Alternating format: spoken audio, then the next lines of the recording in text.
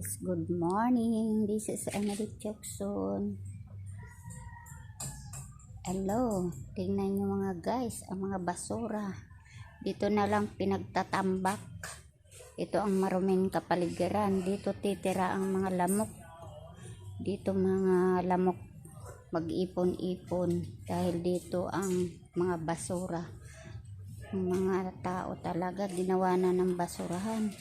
O ganitong lugar ang tirahan ng mga lamok. Kasi lalo yan may mga tubig-tubig. Yan ang ang tirahan ng mga lamok. Yan. Yan nagtitira ang mga lamok. O ganyan tapos may mga basurang nakaimbak. Yan.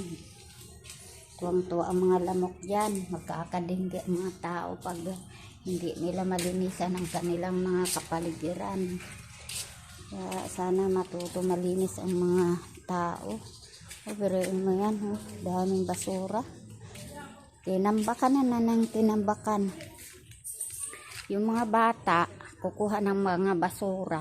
Tapos itatabi lang kung saan sa gilid-gilid. Ito tingnan nyo. Grabe naman talaga. Hindi na naawa dito sa porque walang tao yung bahay. Tinambakan na nila ng tinambakan ng basura. Ganito ang mga tao na walang maisip. Kaya guys, ito ang kapaligiran namin. Malapit pati pa naman to sa amin. Nakakatakot sa sa dating, di ba? Thank you for watching. Thank you guys. Don't forget to share and subscribe my channel. Bye.